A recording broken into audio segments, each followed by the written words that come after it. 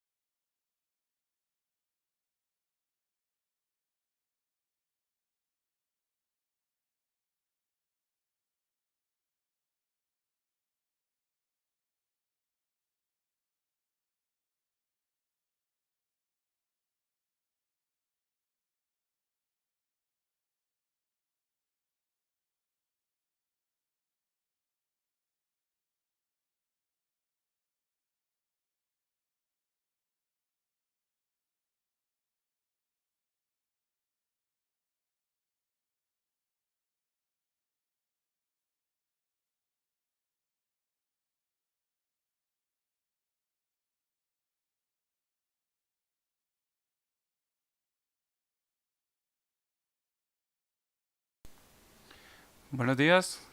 Gracias por conectarse a esta...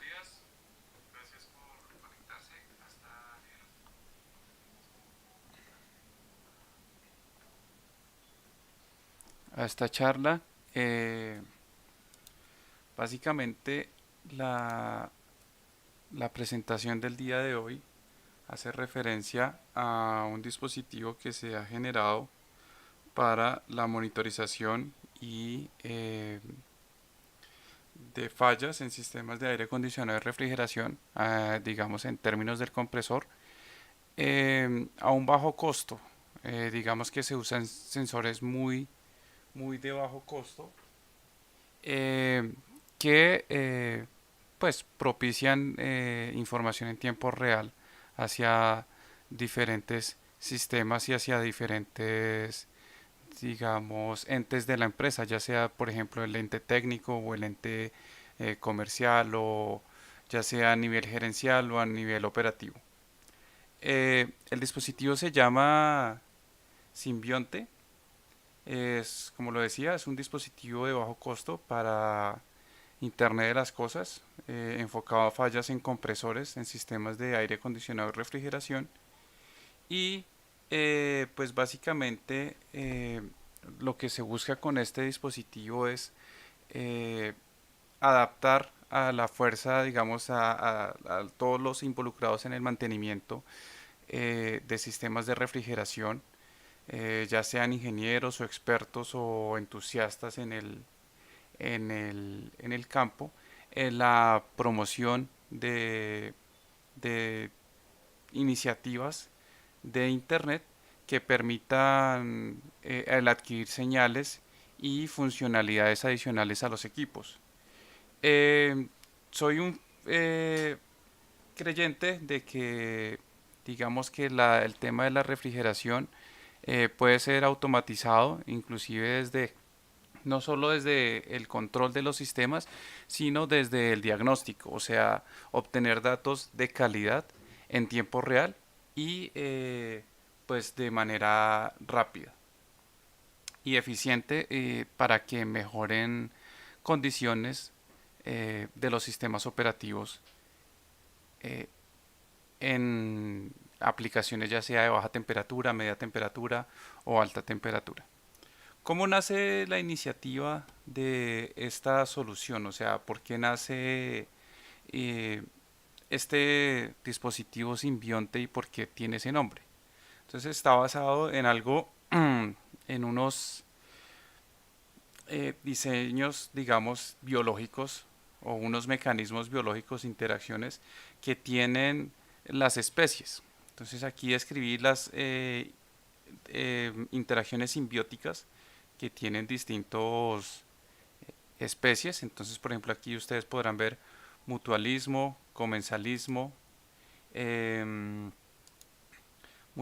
comensalismo y parasitismo. Entonces, en el primero, el mutualismo, básicamente es una interacción entre dos o más especies donde pues ambas tienen un beneficio neto. En este caso, digamos que la relación entre el pez payaso, bastante famoso por las películas, y la anémona es, la anémona le da protección a, contra depredadores al pez payaso, y pues el pez payaso, a medida que se mueve por medio de la anémona, pues genera un movimiento y flujo del agua que permite la oxigenación de la anémona.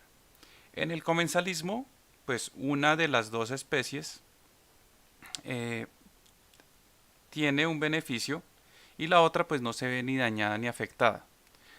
Un ejemplo pues puede ser el tiburón y el pez rémora, donde pues el pez rémora simplemente se pega al tiburón o nada junto al tiburón, y lo que hace es que come todas las sobras de lo que cae de la boca del tiburón. Entonces, digamos, eh, la rémora no es un pez que sea muy buen nadador y tampoco muy buen cazador, entonces se aprovecha de esta relación para subsistir. Y pues también hay algunos peces que se aprovechan y comen parte de los parásitos o bacterias que se pegan encima del tiburón. Y la última relación es una relación de parasitismo.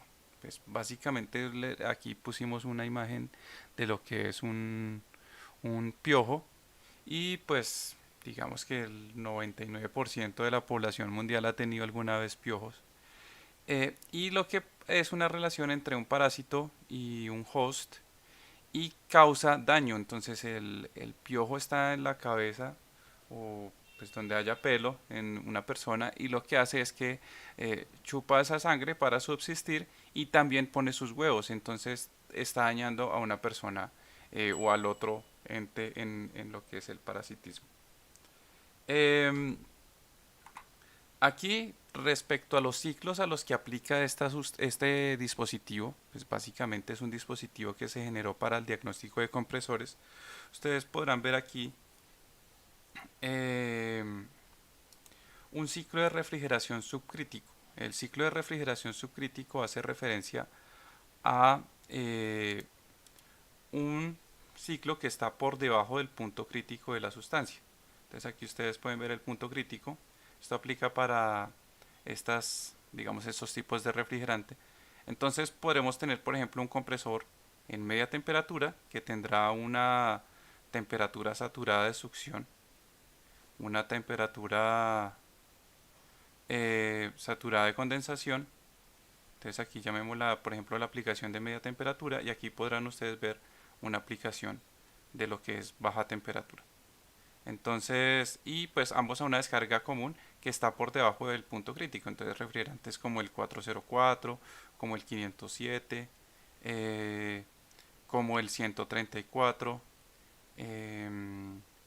R134A, inclusive otros refrigerantes como el R600 y el CO2, pues que básicamente es R744, pero en ciclo subcrítico, o sea, subcrítico por debajo del punto crítico. Entonces lo que tenemos aquí es una serie de condiciones, temperaturas, presiones que llegarán al compresor y que podrán diagnosticarse. Entonces digamos si por ejemplo tenemos un ejemplo, una alta temperatura de descarga, es una condición que se puede medir. Tenemos una alta temperatura de ambiente, entonces es una presión que va a subir acá. Entonces son distintos comportamientos o distintas variables que podremos nosotros diagnosticar en un sistema de refrigeración. También es importante verificar esta variable que es el sobrecalentamiento o superheat tanto del evaporador como del compresor que digamos que hacen o facilitan que llegue el líquido al compresor. Entonces sabemos que un compresor es un elemento que acepta gas en un sentido y pues eh, expulsa gas comprimido en otro sentido y pues no podemos tener líquido aquí. Entonces por eso tenemos que cuidar constantemente esta variable del sobrecalentamiento. En sistemas transcríticos nosotros tenemos también unas temperaturas de descarga aquí, tanto para un compresor, por ejemplo, satélite o paralelo, como para un compresor transcrítico. Y la diferencia entre digamos, un ciclo subcrítico y un transcrítico es que por encima del punto crítico, pues la sustancia ya no se comporta como 100% líquido o 100% vapor o una transición entre ellos dos, como lo teníamos nosotros por debajo del punto crítico, sino que ahí van a ocurrir unos cambios de densidad muy grandes a pequeños cambios de presión que se tengan en el sistema. Entonces, digamos, el dispositivo también está orientado a diagnosticar este tipo de sistemas de compresión, compresión paralela, eh, compresión transcrítica y compresión subcrítica. Entonces, en el subcrítico, pues básicamente es un compresor que descarga a la succión de otro compresor muy similar a lo que son los sistemas doble etapa, descarga y pues estos descargan a una presión mucho mayor. Ustedes podrán tener presiones aquí cercanas a los 100 bares. Entonces, pues requiere una instrumentación específica, pero básicamente el algoritmo de la compresión es el mismo. ¿Qué tiene, digamos, este sistema dentro de sí? O sea, dentro de su lógica. Entonces adquiere una serie de señales, ya como lo son, por ejemplo, eh, señales como lo que es la temperatura saturada de succión, la presión de la descarga, la presión de la succión, la temperatura de descarga. Entonces adquiere, digamos que si nosotros eh, ponemos la succión del compresor, digamos en este sentido, entonces tenemos temperatura saturada de succión, presión saturada de succión, y a la descarga del compresor pues tendremos presión de condensación saturada y temperatura de la línea de descarga. Adicionalmente, pues tendremos que verificar las condiciones de fluido eléctrico, tales como los voltajes y los amperajes. Y adicionalmente, digamos en este dispositivo, estamos midiendo tanto la aceleración en los tres ejes con un acelerómetro y los ppm o partículas por millón de CO2. Entonces recordemos que las sustancias que contienen nuestros sistemas de refrigeración son sustancias que tienen un potencial de agotamiento de la capa de ozono. Entonces, sin importar qué tipo de sustancia sea, una fuga siempre va a afectar el rendimiento del sistema y también va a afectar nuestro medio ambiente. Entonces, la idea es tratar de aminorar esto, y la única forma de saber si nuestro sistema está fugando o no fugando pues es a través de la medición. Entonces tenemos cuatro módulos importantes realmente. Entonces tenemos uno que es la protección de sobrecalentamiento, tenemos un medidor energético y tenemos aquí un módulo de vibración y fugas. Entonces aquí lo que hicimos fue relacionar la vibración y las fugas en un solo, en un solo módulo, y tenemos la protección de marco operativo aquí. Entonces ustedes podrán ver que aquí tenemos una serie de entradas, temperaturas, presiones, y tenemos unas salidas. Entonces aquí por ejemplo tendremos la temperatura de succión y descarga, las presiones de succión y descarga y un sobrecalentamiento. Y aquí tendremos por ejemplo en este tendremos aquí voltajes, amperajes, potencias y factor de potencia. Y ya vamos a ver cómo se miden esos, cómo hace el dispositivo para medirlos, porque la idea es que el dispositivo facilite ese tipo de mediciones. Tenemos también, por ejemplo, aquí medición de CO2 y la medición de la vibración. Y en el marco operativo, pues tendremos como salida la aplicación y las fallas, que básicamente aplicaciones, la aplicación del compresor y todo esto son entradas de usuario en tiempo real. Después digamos que todo ese conjunto de variables son transmitidas a un módulo CVM, o sea de monitorización basado en condición. Ese módulo se encarga de activar las salidas de relevo que van a activar o desactivar el compresor, o en su efecto una salida secundaria que es una salida digital para una alarma, ya sea para una chicharra o para un señal lumínica. Y todo ese dato, digamos todos los que son los datos en tiempo real, y lo que son las fallas también son transmitidas a un módulo IoT, o sea que se encarga de publicarlas mediante web, y pues que puedan ser accedidos al usuario a través ya sea de la aplicación, que es un demo que está basado en Microsoft Azure, o también a través de redes sociales como lo puede ser por ejemplo un bot a través de WhatsApp. Entonces, ¿qué tenemos aquí? Tenemos una navegación local en caso tal de que digamos que nuestro sistema no cuente con internet, pues el dispositivo también cuenta con guardado de datos a través de la SD. Entonces, si ustedes por ejemplo no tienen acceso en la ubicación donde construyan el dispositivo a una red Wi-Fi, lo que pueden hacer es guardar los datos dentro de la SD, bajar los datos y procesarlos a través, por ejemplo, de Excel o de algún otro software que sea digamos de fácil acceso para ustedes. El dispositivo carga con esta pantalla, una pantalla de bienvenida. Esto es básicamente lo que llaman una máquina de estados. Entonces yo tengo unas claves para entrar y unas claves para salir. de mi máquina de estados. Entonces constantemente nos está mostrando la aplicación. Entonces aquí no sé si se puede ver bien, pero bueno, voy a intentarlo amplificar un poquito.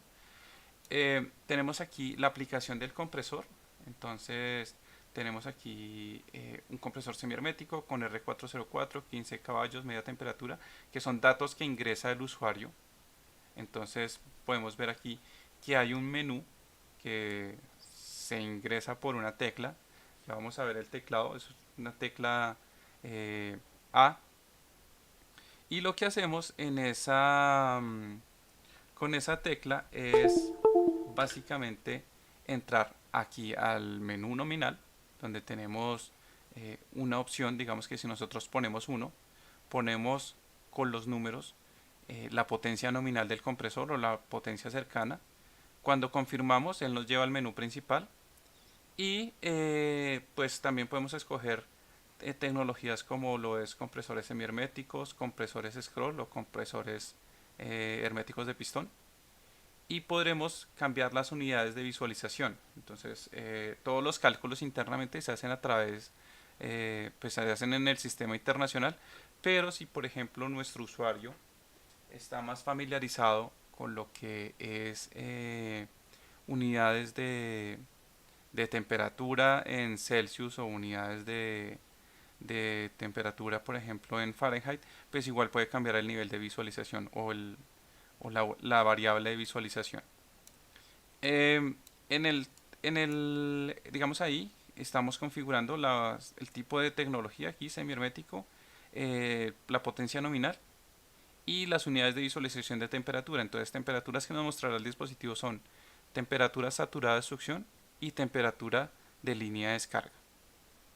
También nos muestra una unidad diferencial, que es el sobrecalentamiento, que está medido en Kelvin. Aquí, pues, si es un sistema, si es basado en sistema internacional. Si es basado, por ejemplo, en un sistema inglés, pues, de unidades de temperatura, pues aquí nos mostrará Fahrenheit. Aquí nos mostrará también Fahrenheit como unidad diferencial para el sobrecalentamiento. En el siguiente menú tenemos un menú eléctrico, entonces en el que podremos nosotros poner el nivel de voltaje, el número de fases y la frecuencia nominal. Esto para pues las protecciones eléctricas que podremos habilitar en el dispositivo. Entonces tenemos un nivel de voltaje, ya sea 110, 120, 208, 240, y el último que es de 420 a 460, de 420 a 480 voltios, que son los tres niveles de voltaje que maneja el dispositivo. Como número de fases, pues teniendo un sistema 110, 120 y 228 a 240, pues tendremos que tener compresores monofásicos o compresores trifásicos, y como frecuencia, pues las dos frecuencias para instalaciones residenciales y comerciales, como lo de 50 y 60 ciclos. En el menú C, de la letra C, pues aquí lo que hemos puesto es el tema de las aplicaciones de refrigerante. Entonces, digamos, hay una selección de 18 refrigerantes que pueden ser seleccionados a través de estas listas que ustedes ven acá. Y tenemos tres aplicaciones principales. Entonces tenemos aplicación de alta temperatura, que puede ser, digamos, para procesos de acondicionamiento de aire. Media temperatura, que son procesos de refrigeración, lo que llaman conservación. O baja temperatura, que son procesos que ya llaman de refrigeración, pero congelación. Entonces están, digamos, tres, porque, como les decía, el dispositivo también protege por el marco operativo. Es uno de los módulos. Y la visualización, pues entonces tenemos también, pues hay personas que están más familiarizadas con los bar, me refiero a la unidad, y hay personas que están más familiarizadas con los que son los PCI. Entonces, por ejemplo, digamos, es muy común que en algunos países las personas manejen las presiones en PCI y las temperaturas en Celsius. Entonces, digamos que no tienen que optar por un único sistema o un único tipo de unidades. Finalmente, en la letra D, pues tenemos cómo habilitar las protecciones, ya sea de voltaje, de amperaje y de temperaturas.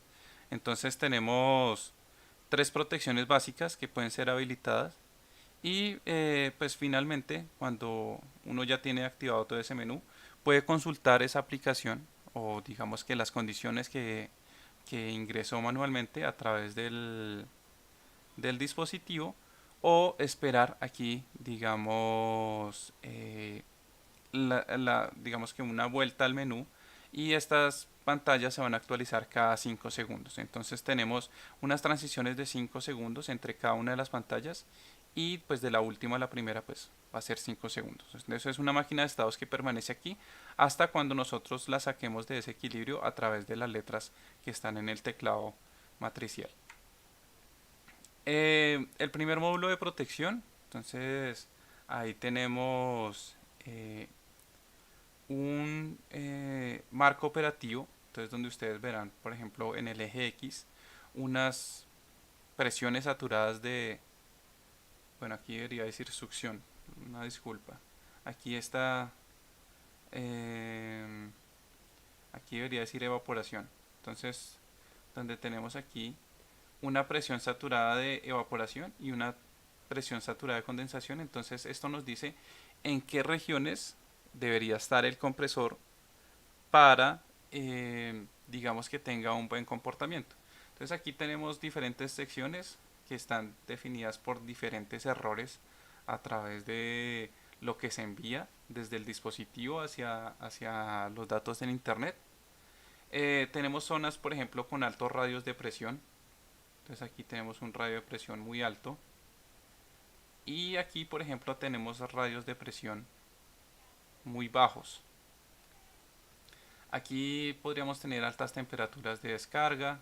Aquí podríamos tener un ejemplo de una sobrecongelación del producto o tal vez un retorno de líquido.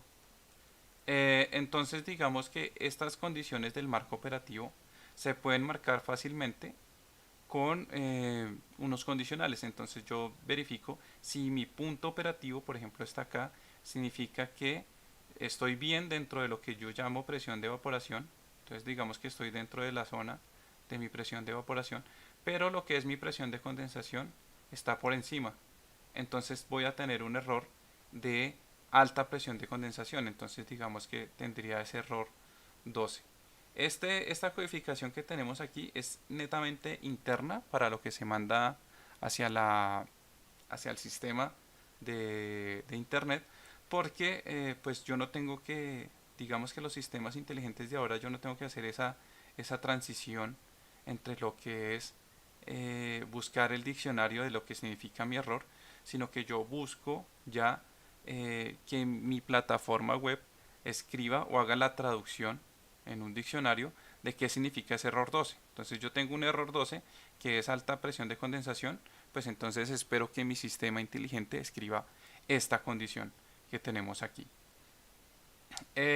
Aquí respecto, por ejemplo, digamos si tenemos esta condición, entonces estamos bien dentro de lo que es la temperatura de condensación, perdón, la presión de condensación, pero estamos muy por encima de lo que es la presión de evaporación.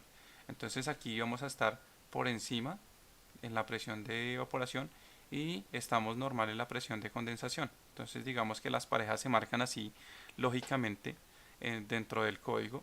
Entonces aquí vamos a tener una alta presión de evaporación, pero presión de condensación normal. Entonces aquí buscamos el error que se va a enviar, entonces sería alta presión de evaporación, vamos a tener un error de tipo 14. Eso es internamente lo que está enviando el módulo. Entonces si por ejemplo tenemos aquí que es la región más peligrosa en este punto de alto de radiopresión, entonces vamos a tener, está muy por encima de la presión, perdón, está por debajo la presión de evaporación y está por encima la presión de condensación, entonces tenemos baja evaporación y alta condensación, entonces vamos a recibir un error 11. Y básicamente así se comportan todos los errores que están ahí. Esta es la codificación dentro del sistema de operativo en tiempo real y esta es la, digamos que la codificación para lo que es un objeto que se envía a la plataforma que es de tipo JSON. Pero pues, esos son detalles ya más de la codificación. ¿Qué es lo que hace el dispositivo? Entonces el dispositivo recibe la aplicación porque pues dependiendo de cada aplicación, como les decía, ya sea alta temperatura, media temperatura y baja temperatura, pues van a tener unos marcos operativos diferentes. Entonces yo necesito medir si mi punto en el que yo tengo, donde está la temperatura saturada de succión y la temperatura saturada de condensación, están dentro de ese marco operativo, pues voy a mirar si ese punto, con un pequeño retraso en tiempo, permanece ahí y sigue estando en esa zona, porque yo no necesito que una vez que se salga, me dispare el evento, yo necesito saber si él a través del tiempo sigue permaneciendo fuera del marco operativo.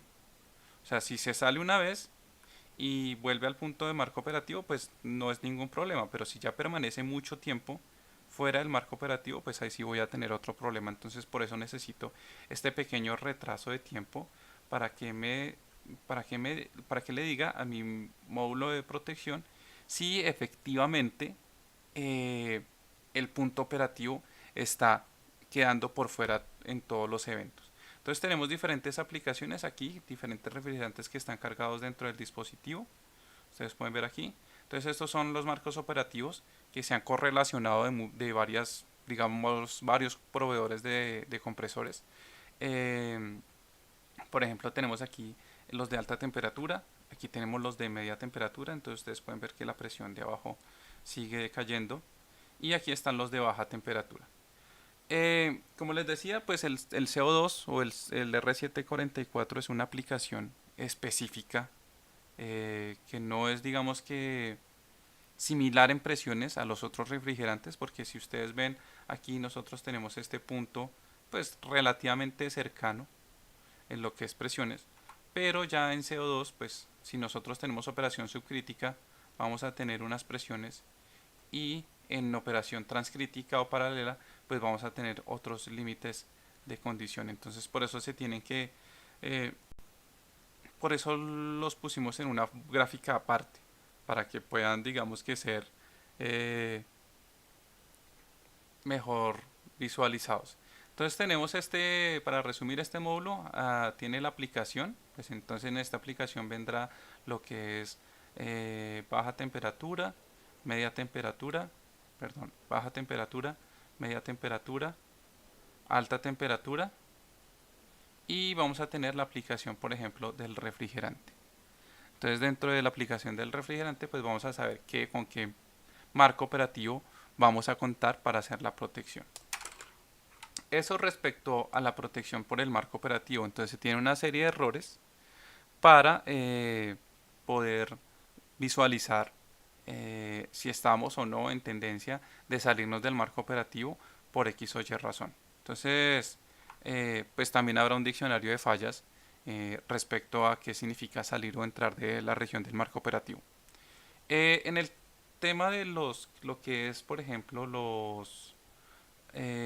la medición de sobrecalentamiento, entonces tenemos un módulo específico en el que nosotros comparamos, hacemos una medición básica del sobrecalentamiento, que es una variable, digamos que crítica en nuestro sistema, que básicamente se define como la temperatura medida menos la temperatura saturada.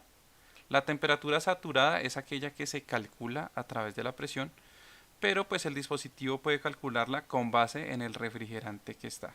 Entonces aquí lo que hicimos fue una regresión de la condición del refrigerante. Entonces aquí tenemos una función de temperatura que es función, o sea, digamos, la función es temperatura y viene de entrada presión. Entonces básicamente es una cajita aquí que que ingresa la presión a la que está la succión y nos da una temperatura saturada.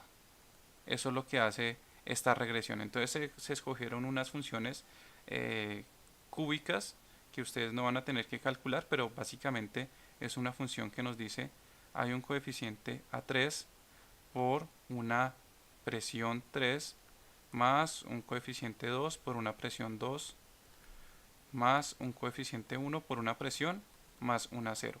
Y esta función es nuestra temperatura con base en la presión. Entonces aquí ya tenemos la temperatura saturada. Y lo otro que hacemos es estimar la temperatura de salida, la temperatura de descarga, con base en un radio de presión absoluto. Entonces aquí estos son, o sea, nosotros obtenemos en nuestro dispositivo unas presiones que son manométricas y pues lo único que hay que hacerle es restarle la presión atmosférica. Y tenemos otros coeficientes aquí, un coeficiente que se llama eta, que es básicamente el radio de un radio que nos da el refrigerante. Entonces este radio, pues como nosotros tenemos como entrada de usuario los distintos refrigerantes, pues vamos a tener acceso también a esos distintos eh, etas que van a permitir que nosotros calculemos la temperatura de descarga. Entonces, ¿cómo funciona el dispositivo? Calcula un sobrecalentamiento. ¿Sí? Esto lo calcula a través de las variables físicas, ya sea la temperatura medida y también la temperatura saturada, que se obtiene a través de la presión y la regresión con los refrigerantes. Miramos también si, por ejemplo, eso es una tendencia, o sea, si nuestro superheat se mantiene o si está creciendo. Entonces, si está creciendo, pues el protector tiene que habilitarse porque estamos en tendencia a la alta, está aumentando el superheat o tal vez puede estar disminuyendo la condición que sea más peligrosa. En este caso, si nosotros disminuimos en el sobrecalentamiento, pues vamos a tener fallas asociadas como retorno de líquido. Entonces, ¿qué hacemos aquí? Tenemos el sobrecalentamiento del compresor, tenemos esta temperatura de, de descarga del compresor.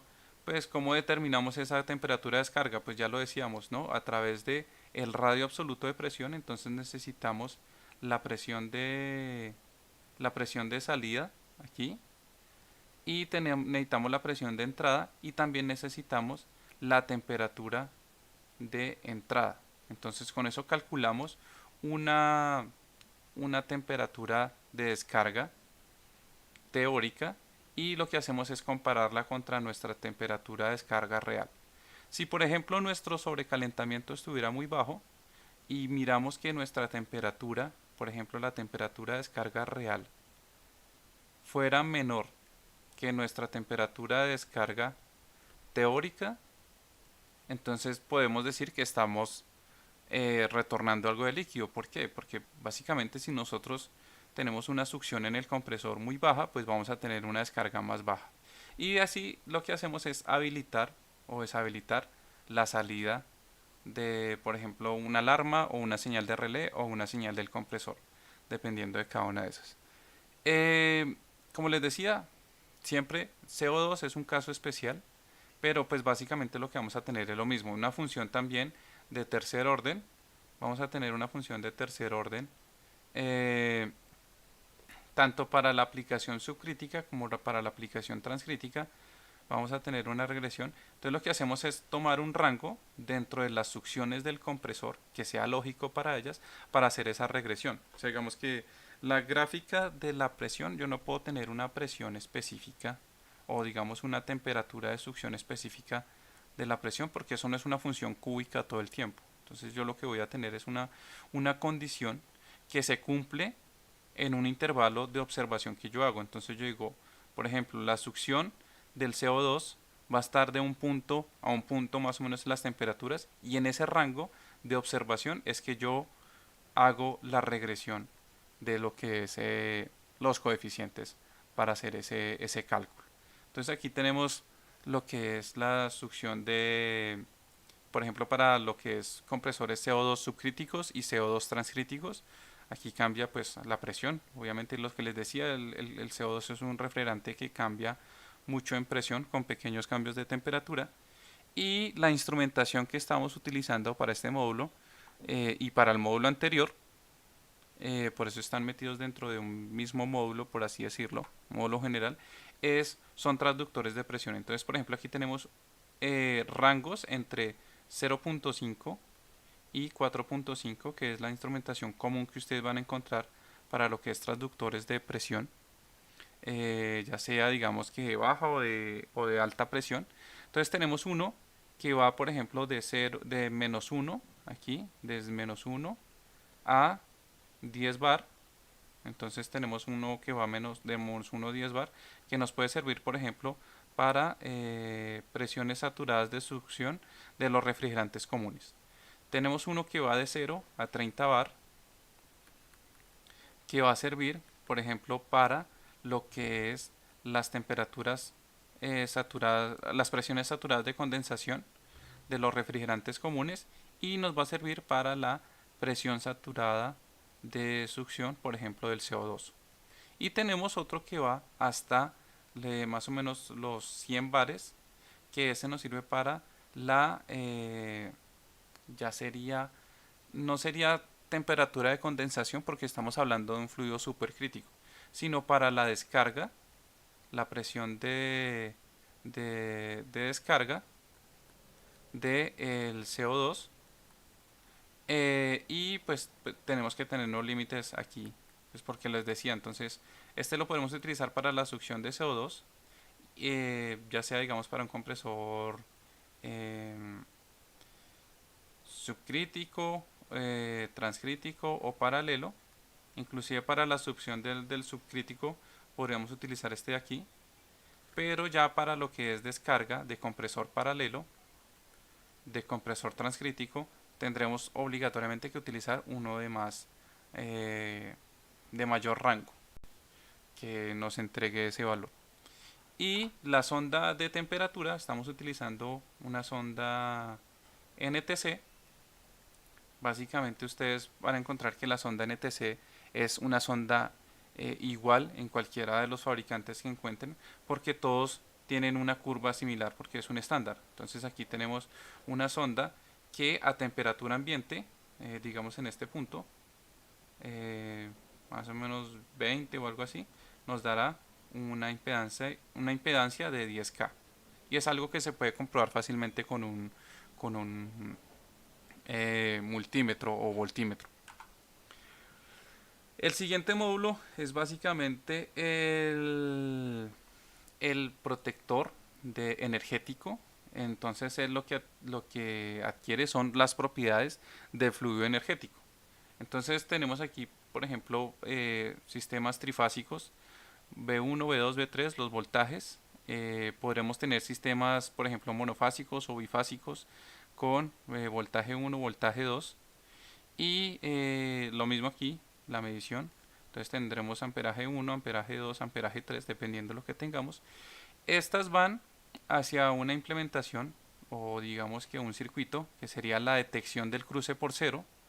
Ahí lo que hacemos es estimar el factor de potencia y los voltajes entran como vector a un protector de voltaje que determinará si por ejemplo tenemos alguna invarianza de voltaje, y aquí hay uno de corriente donde determinaremos si por ejemplo tenemos alguna invariancia de corriente o algún sobreconsumo de corriente.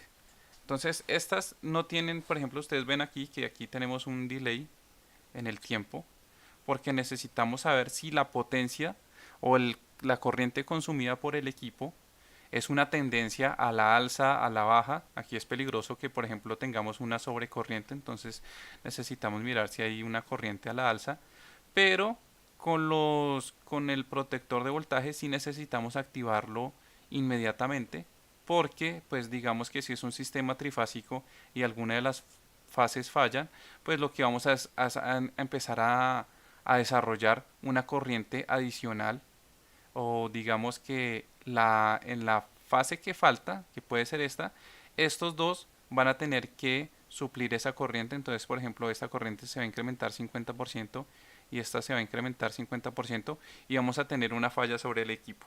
Entonces es importante que este tenga una reacción inmediata, mientras que este sí puede, digamos, analizar la tendencia que tengamos dentro de nuestro compresor.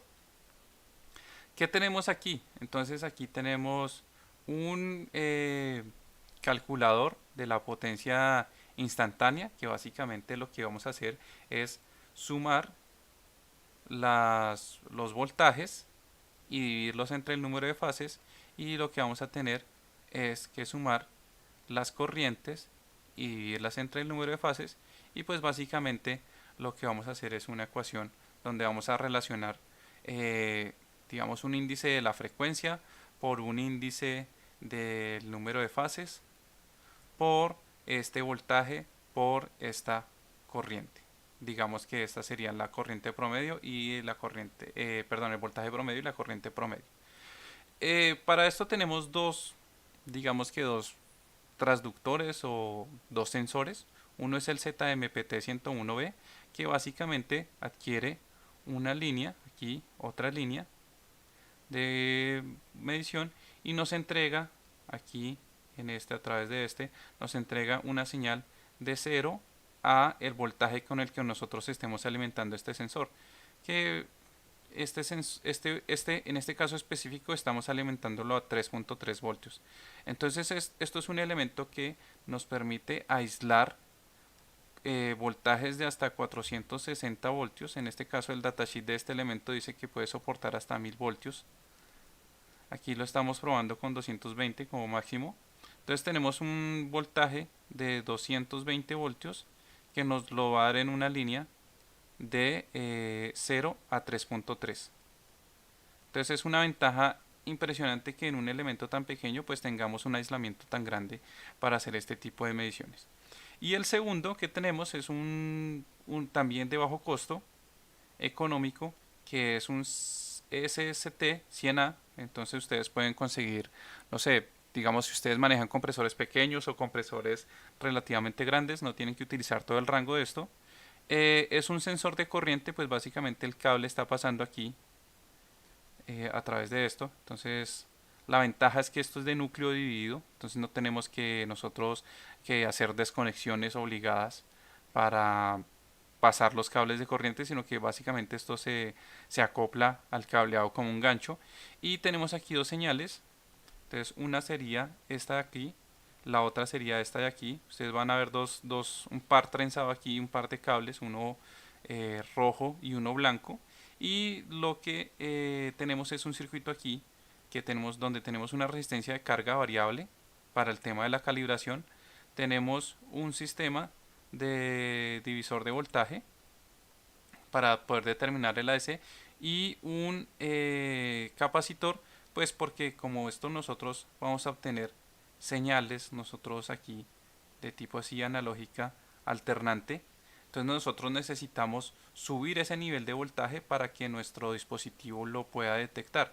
Entonces lo que hacemos es ponerle un condensador o un capacitor para que él esté por encima de ese cero a niveles de voltaje lógicos para nuestro microcontrolador.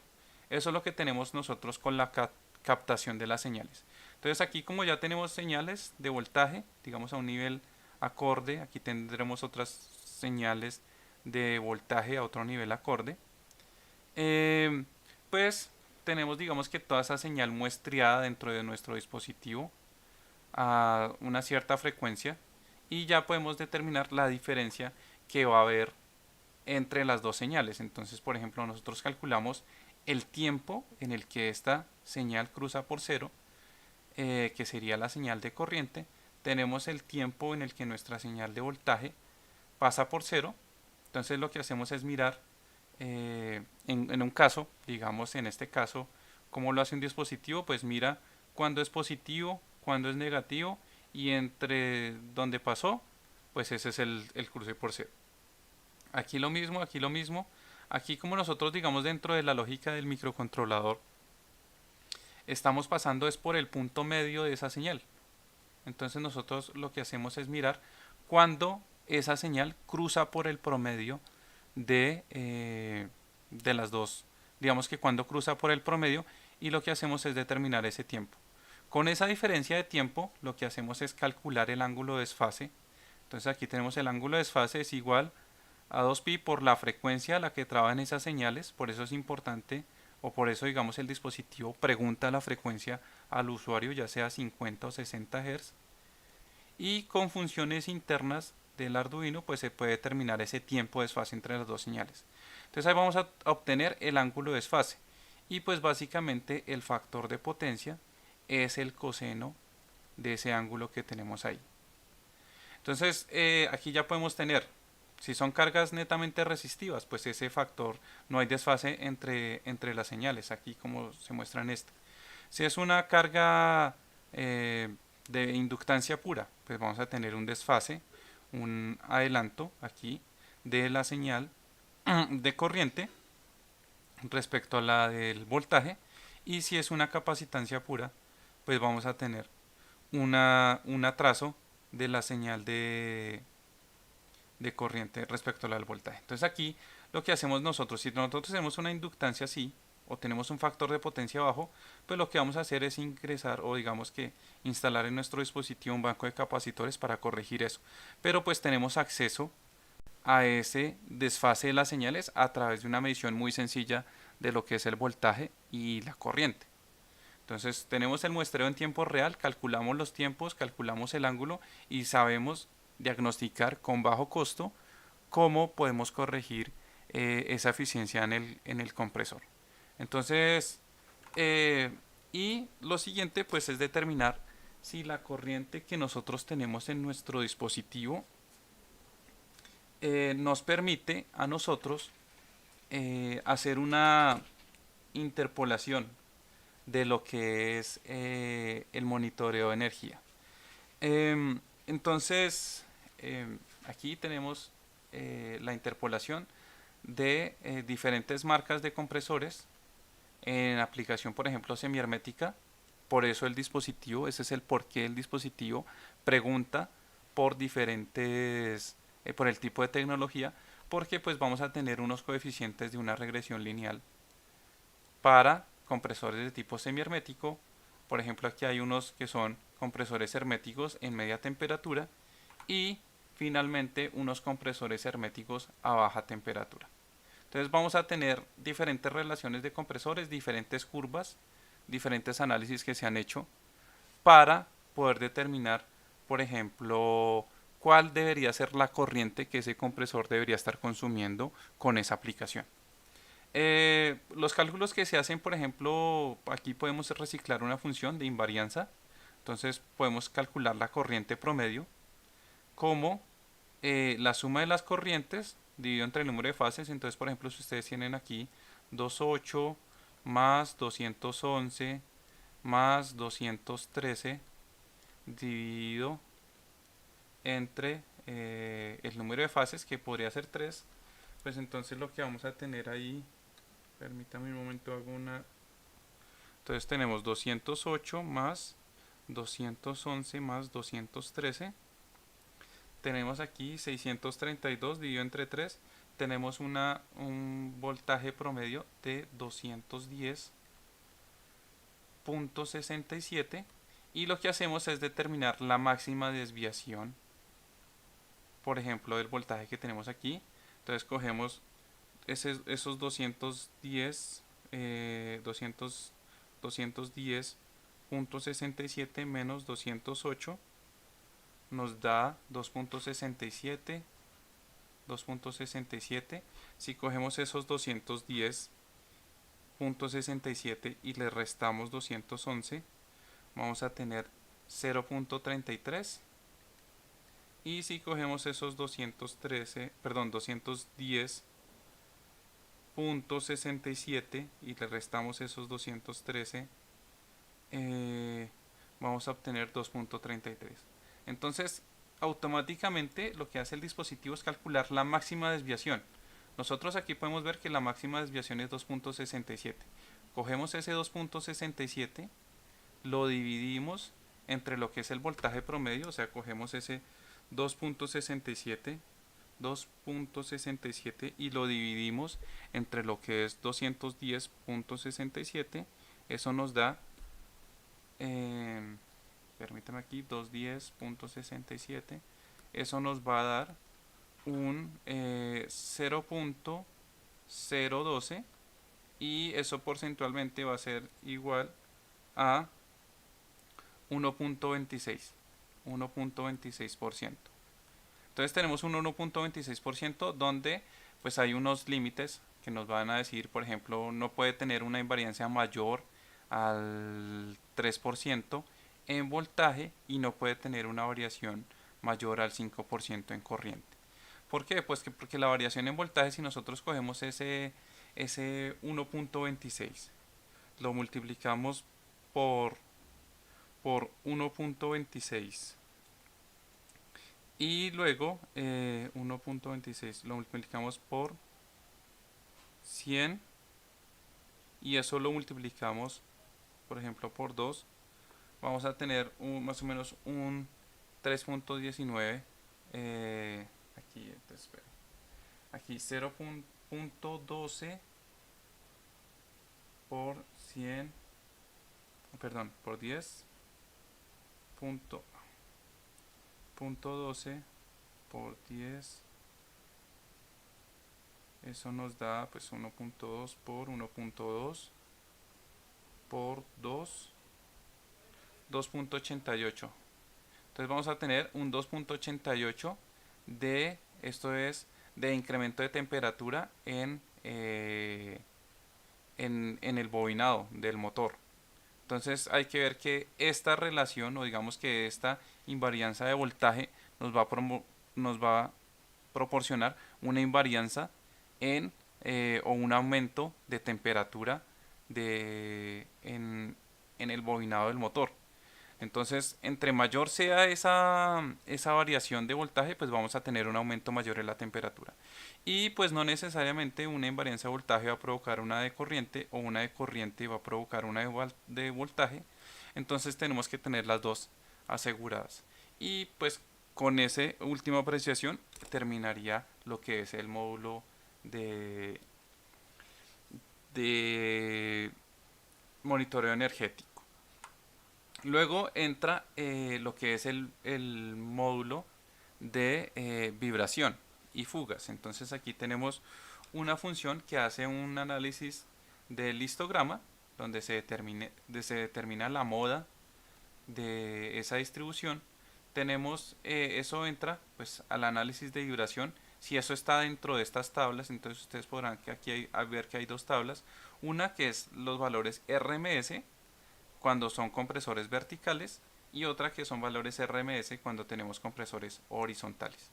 Entonces, dependiendo, eso también es un valor que se pone dentro del código, dependiendo de dónde nosotros ubiquemos el sensor de vibración o esta caja, pues vamos a tener, por ejemplo, aquí, si está dentro de la base o encima del compresor o en la pared lateral, ya sea en el cilindro o digamos en la biela, en los cauchos de vibración o en la tubería, pues vamos a tener unos límites diferentes para diferentes zonas. Entonces, por ejemplo, aquí ustedes ven que si yo lo tengo sobre la base, pues va a ser un poquito más rígido el límite que tengamos aquí en la aceleración metros sobre segundo cuadrado.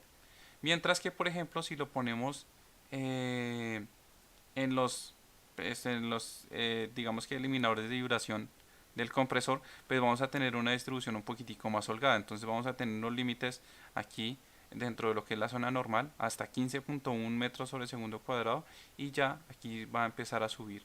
Esto viene de un estándar ISO que se hizo para los límites de vibración del compresor. Esto para aplicaciones horizontales y esto para aplicaciones, esto para aplicaciones horizontales y esto para verticales.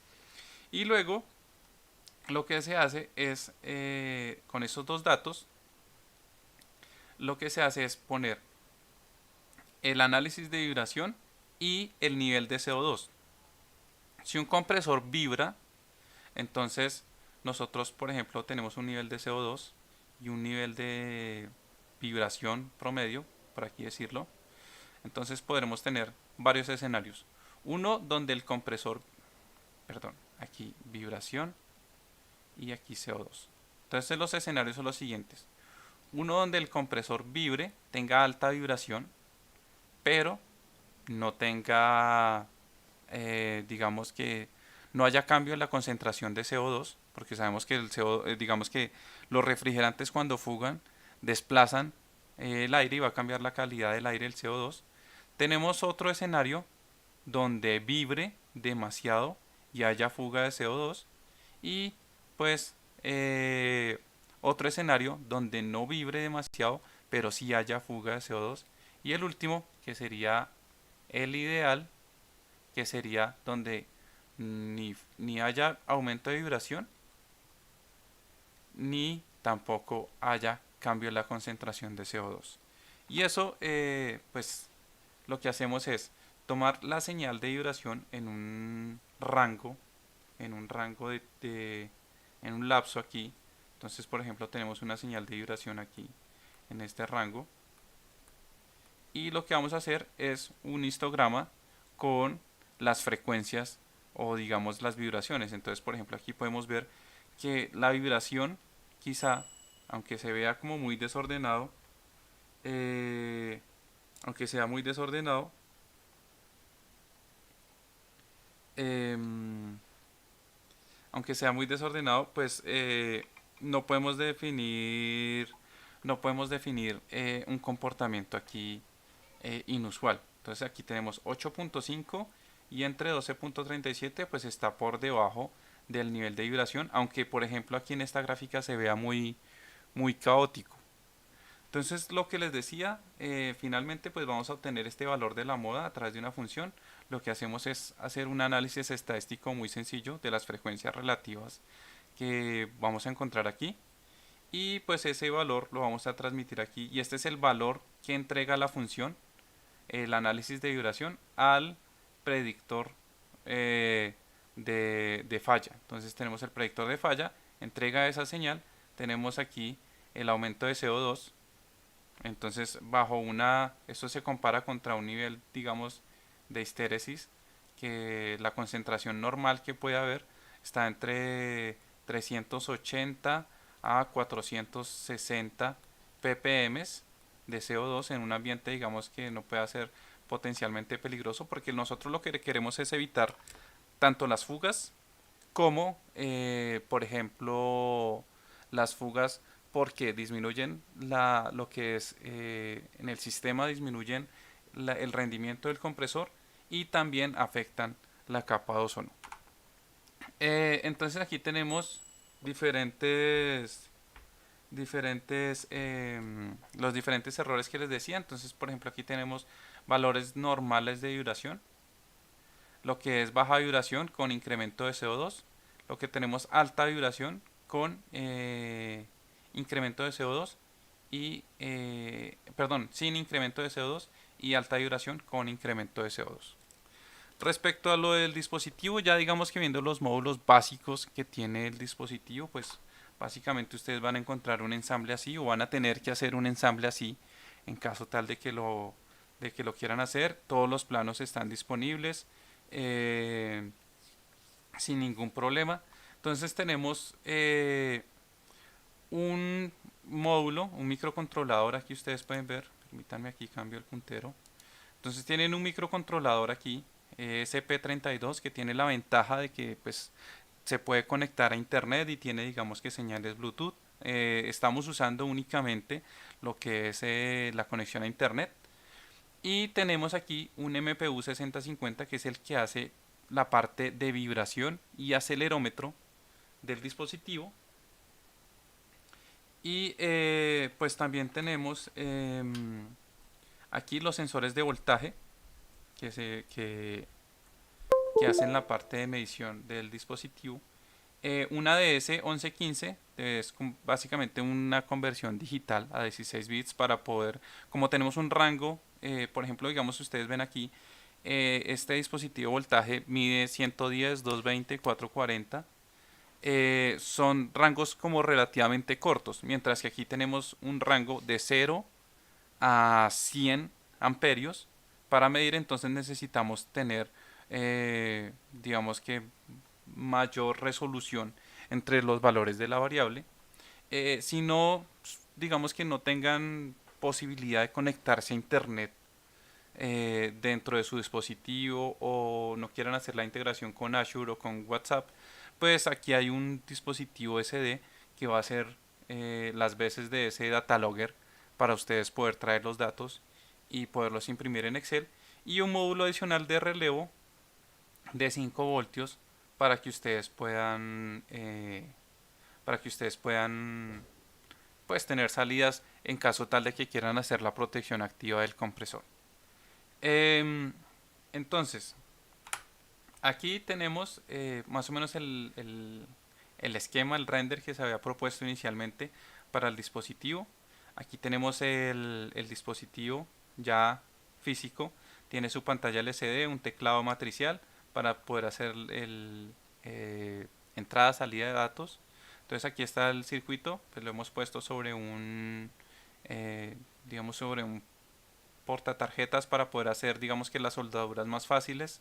Este es el circuito dentro de la caja, pues no tiene mayor em, mayor relevancia la construcción. Digamos que eh, no hemos dispuesto componentes especiales. Digamos que todo es muy fácil de conseguir, lo que son eh, resistencias variables, potenciómetros, sensores, son de alta difusión en el mercado. Y estos sensores también pueden ser muy fácilmente ubicados.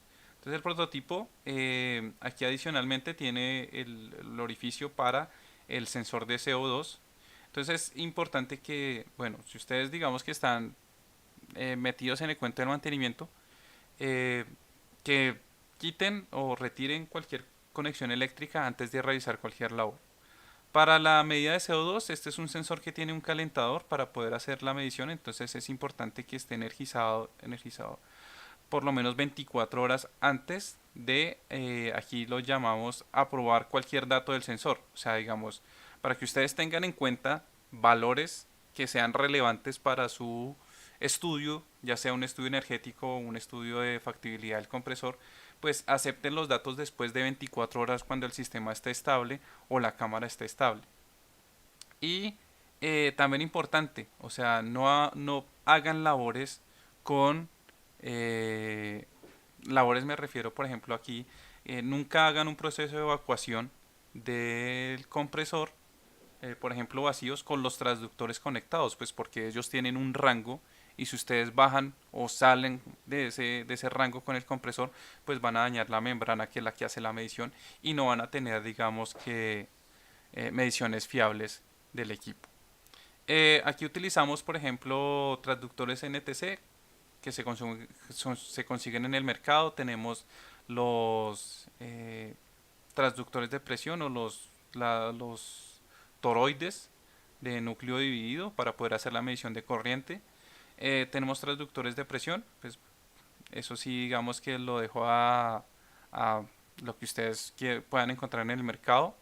Aquí hay unos que tienen un rango, inclusive, no sé si se alcanza a ver ahí, pero tienen un rango de -1 a 10 bares que permiten pues que en caso tal de que un compresor o un sistema llegue a vacío, por ejemplo como son los sistemas de R600 o algunos sistemas así, eh, puedan llegar a vacío, pues no afecten el transductor y un conector de tipo automotriz. Entonces en el conector de tipo automotriz nosotros tenemos esa facilidad de que son conectores a prueba de agua y podemos pasar señales aquí, digamos que solo estamos midiendo las señales de voltaje de la incorporación.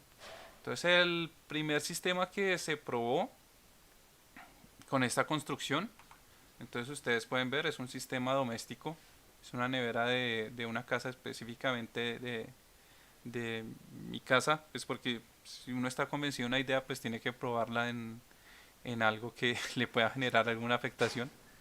Entonces lo que hicimos acá fue conectar dos fases a las dos, digamos, dos conexiones de corriente al compresor. Tenemos también la conexión a voltaje interno y las ondas de succión y descarga para la instalación. El dispositivo cuenta con una sonda auxiliar que ustedes pueden, por ejemplo, utilizar para compresores semiherméticos por si quieren medir, por ejemplo, la temperatura del cárter del compresor o pueden utilizarla, por ejemplo, para medir la temperatura del recinto. Este sistema pues es un sistema monofásico de 110 de temperatura dual, porque es una nevera doméstica, y es un compresor de hermético de pistón a 60 ciclos. Y la otra prueba que se hizo, pues básicamente pues, es buscar que el sistema no afecte o no sea tan invasivo con el sistema que vamos a medir. Es un compresor semihermético, entonces en el que tenemos podemos montarlo, como les decía, es importante saber o caracterizar correctamente donde ustedes están montando el dispositivo. Entonces aquí ustedes pueden ver el dispositivo aquí está montado sobre la parte superior del compresor y aquí tenemos otro montaje donde está, digamos que en la base del compresor. Entonces cualquiera de las dos mediciones que ustedes hagan tienen que hacerle saber al sistema dónde está instalado el dispositivo para que no obtengan datos erróneos.